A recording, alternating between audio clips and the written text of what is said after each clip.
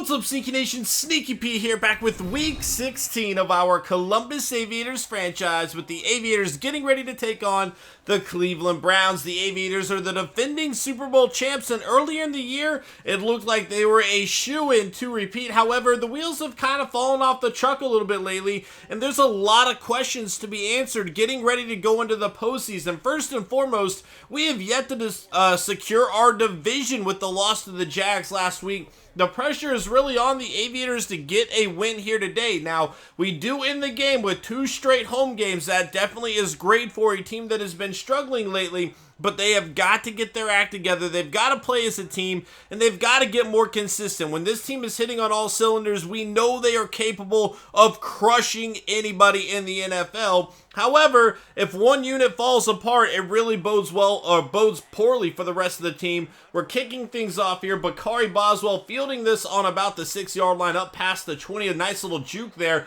Pushed out of bounds at the 25-yard line, and that is where Tyson Russell and co will get things going.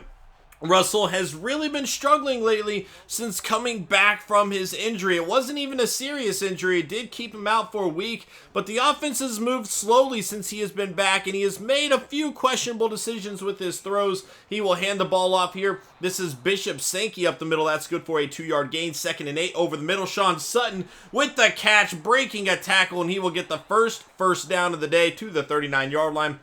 Hand off to Sankey again up the middle to the 48, gain of 1. 2nd and 9 down the right side of the field. Here is Sean Sutton again, all the way to the 36-yard line. 35 yards receiving for him early on as Sankey up the middle down to the 29, a gain of 7. Sankey again has a first down for the Aviators, and their offense is on the move, looking like the offense of old, but Curtis Harden unable to hold on to the ball there. 2nd and 10, Sankey up the middle. He will take it down to the 19-yard line. It'll be 3rd and 4 here. A big-time play for the Aviators, and Rodman Scott will deliver a first down to the 9-yard line. Hand off to Sankey again. Nowhere to go. 2nd and goal from the 9 now to the end zone. Wade Chapman has a touchdown for the Columbus Aviators, and they will strike first, going on top 7-0 here against the Cleveland Browns. And again, that looked like the offense of old, through and through, everybody getting involved. Good reads from the quarterback, and they will take an early lead. Ewing looking to throw. 2nd and 7, pressure coming,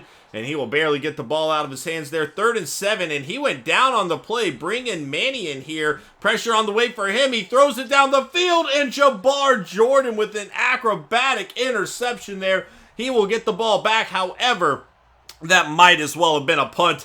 It was a deep bomb there, so the Browns still saving face a little bit, but the backup quarterback making an interesting decision there as the Aviators take over a 6-yard run there. Pressure on the way, Russell going down. Robinson getting the sack. 3rd and 12, play action, not fooling the defense at all. Looking for Sutton here, and just not a good read there, not a good throw. That's not going to happen, in a quick 3 and out will give the ball back to the Browns. Ewing is back into the game now. Really only went out for that one play. He finds Adams here. That's good for a gain of 4. 3rd and 4 over the middle. Trenton McKnight with the interception. He breaks the tackle, and he is gone. A little showboating there in the end with the spin move. But Trenton McKnight gets his first pick 6 of the season there. And that is a huge play for the Aviators. That'll put them on top 14-0. And maybe it's in Ewing's head a little bit after that hit. He had a guy right in his face there. And McKnight, look at that. It's almost like the tackle helped him regain his balance there. Definitely not the intended purpose of a tackle, but it's going to work out for the Aviators as they go on top 14-0. Ewing back out onto the field looking to avoid a mistake. He hands it off to the former Aviator David Cobb for a 3-yard run. Cobb really struggling against his former team. 4 carries, only 7 yards. Play action over the middle, and that is almost intercepted again, this time by Bradley Roby. He couldn't come down with it, but the Aviators do have great field position here. 2nd and 4 on the right side. Curtis Harden has the first down catch to the 38. 1st and 10. Russell looking for Sean Sutton. He will find him. That's good for a first down. A gain of 13 there. 1st and 10. Doyle Green Beckham down the left side from 25 yards out. He will find his way into the end zone, and the Aviators offense is back. Both their offense and their defense coming out of the gate strong here, and they will take a 21-0 lead here in the first quarter. 2nd and 10. Jeffrey Ewing on the left side will find Crabtree out of bounds after a gain of 3. 3rd and 7. Ewing Over the middle, Albury has the catch. Jabril Albury breaks the tackle up to the 42-yard line. A fresh set of downs for the Browns here on the left side. That's completed for a 3-yard gain. Cobb laid out by McKnight there. It'll be 3rd and 4. Ewing going to try to scramble with it. He took a big hit earlier in the game. He's going to take somewhat of a decent hit there from Shazier, but he did pick up the first down. Cobb breaking one tackle, will not break the second. Still struggling a bit today on the right side.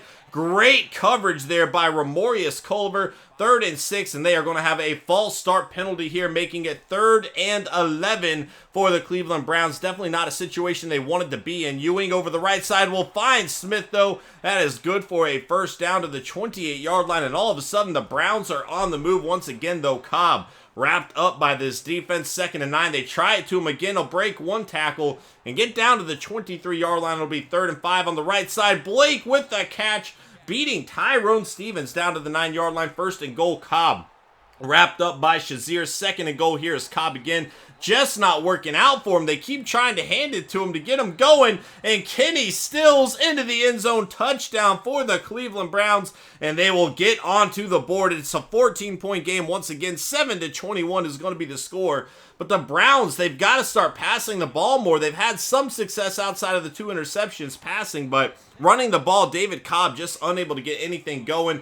And now Sankey struggling to get something there. 3rd and 5 on the right side. Here is Rodman Scott, the 40, and he is going to get knocked down at the 44-yard line. 1st and 10. Sankey right up the middle. Good run there down to the 48-yard line. An 8-yard gain. Little play action, fooling the defense, and here is Curtis Harden. 48 yards out. Touchdown for the Columbus Aviators, and they strike again. This is the team we have come to love, and Curtis Harden getting his 12th touchdown of the season, making it happen. And, we know this team is capable of playing like this. This is nothing new if you are an Aviator fan. The problem is the inconsistency. We can look like this one week, come out the next week, and really struggle. So you never know what team you're going to get. Luckily, we have the good team today, and hopefully we'll get the good team in the playoffs. 2nd and 7. Here is Cobb. He is wrapped up down to the 47. 3rd and 1. Cobb will deliver a first down. McKnight on the tackle. 1st and 10. Another handoff. Cobb losing yards this time. 2nd and 14. Jeffrey Ewing finding Kenny Stills down to about the 39-yard line. It's going to be 3rd and 5. Ewing on the left side. A screen play to Cobb, and he will deliver a first down to the 30-yard line. 1st and 10. Mannion back into the game, so another injury to Ewing here, and I think this one's actually going to keep him out the rest of the game. They tried bringing him back, which is a risky decision, and it's not going to pay off here as he throws this one away. It's going to be 2nd and 10 over the middle. Kenny Stills again breaking tackles down to the 4-yard line. 1st and goal on the left side. Wilson into the end zone. Touchdown for the Cleveland Browns. And a nice drive led by the backup quarterback Sean Mannion there, as the score is 14-28. Sankey is going to run us into halftime here. Well, 2nd and 10. And it's going to be, they're calling their timeouts, 3rd and 11. They need a first down, and Wayne Chapman delivers. And with that, the Aviators decide to call a timeout. They are going to take one last shot at the end zone here. Just try something to their star receiver, Curtis Harden. And this is intercepted by Morgan Burnett. He will come down with it. He will not return it. So we will go into halftime 28-14. Overall, got to be pretty happy with the performance from the Aviators right now. Their offense is really looking good at the moment. Their defense has made some big plays. However, we did allow 2 very good drives by the Cleveland Browns, one of which was by a backup quarterback. Overall, we are dominating the first half, and we need to keep up that pressure in the second half against the Browns. So let's take a look at the highlights from the first half. We are back in the second half. The Browns are going to start off with the ball, continuing to try to get this run game going with Cobb, and it continues to fail. 2nd and 10. Here is Cobb again. McKnight waiting for him after a 3-yard gain. 3rd and 7. Mannion looking to throw on the left side, almost intercepted by the rookie Jackson there. It'll be 1st and 10 as the Aviators take over, and Sankey will run up the middle for a gain of 7. Little play action, not fooling the defense, and Russell is going down. 3rd and 10. Russell over the middle finds Wayne Chapman, the 20-15 down to about the 12-yard line. 1st and 10. Curtis Harden with the catch down to the 7, 2nd and 5. Here is Sankey nowhere to go. Going to be 3rd down and 6 for the Aviators to the end zone. Curtis Harden unable to hold on to the ball. Joe Hayden will knock it out of his hands, and Mason Johnson will settle for a field goal, putting the Aviators on top 31-14 over the Cleveland Browns. That'll bring Mannion and company back out onto the field here, and they are going to get things going with a false start. Not the way they wanted to start their drive off, but that'll make it 1st and 15. Mannion rolling out, pressure coming, and he will throw the ball away. 2nd and 15, a handoff to Cobb. A risky call in that situation, especially with how much he has been struggling there. It'll be 3rd and 14 now. Mannion throwing it deep, a wild throw, and only Trenton McKnight is there to get the interception, and here he goes, returning it all the way down to the 20-yard line, and that is just a mistake you would see from a backup quarterback who doesn't have a whole lot of playing experience on the field in the NFL. Dude, McKnight is looking around him like, where's the receiver at? He didn't even know. Just a miscommunication there. And the Aviators with a prime opportunity to get some more points on the board. A great spin move from Sean Sutton down to the 2-yard line. 1st and goal. Handoff. Sankey on the outside. Untouched. Into the end zone. Touchdown for the Columbus Aviators. And they have come out in the second half just as strong as the first half. And Albury unable to hold on to the ball. McElroy breaking that one up. Cobb up the middle this time to the 28-yard line. 3rd and 2 on the right side. Crabtree with the catch down at the 31. 1st and 10. Mannion on the right side going to find Crabtree again. He will take it up through the 46-yard line. A gain of 15 as Cobb taken down immediately.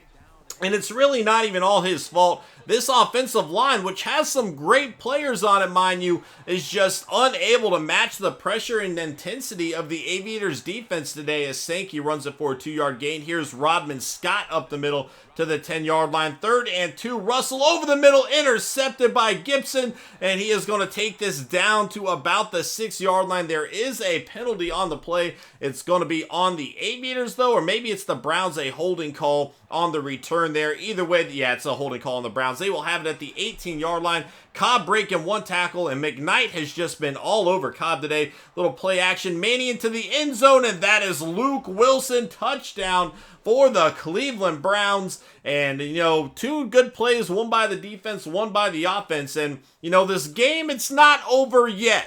It's not over yet. Things are looking good for the Aviators right now, but we've seen them blow leads before. Kenny Stills going to get the 2-point conversion. And just like that, we have a 2-touchdown game. Granted, they would need 2 2-point conversions to make it happen, but the Browns are still very much in this. Handoff to Rodman Scott on the outside. He's going to pick up about 6 on the play. 2nd and 4. Scott up the middle, down to the 30-yard line. 3rd and 3, and Chance Jokel gets a 1st down for the Aviators to the 36-yard line as Scott up the middle this time. He is going to take it to the 42. 2nd and 4. Tavon Austin into the game, delivering a 1st down, an 11-yard carry there. Now on the left side, here's Rodman Scott. A little weird of a throw there, but Scott breaking away down the field. The 15, 10, 5, and he is down on the 1. A 47-yard play for the rookie running back out of the backfield with the reception there. And that'll make it 1st and goal, and Tavon Austin will walk it right into the end zone. Touchdown for the Aviators. The Browns starting to build up a little momentum, and the Aviators are going to shut the door on that quick as we are in the 4th quarter. Kenny Stills with the catch of 7 yards. 2nd and 3 now. On the right side, here is Crabtree. He is going to go down at the 39-yard line. A 10-yard reception over the middle. Crabtree again, and he has had quite a few catches today. 1st and 10. Mannion over the middle looking for Adams, and he will come down with it at the 37-yard line. A 13-yard play. Wild throw there, a little bit long. 2nd and 10. Mannion over the middle, finding Crabtree once more, and this is going to be a holding call on the Browns. 2nd and 20. Mannion on the right side, finding Kenny Stills. It's going to be 3rd down and 9 for the Browns. They need a big-time play here on the right side. Here is Wilson. Jackson gets him out of bounds just shy. 4th and 2. They're going for it, and Cobb is thrown to the ground. 38 yards on 23 carries. They continued to try to get the running game going with Cobb against his former team, and the Aviators defense just shut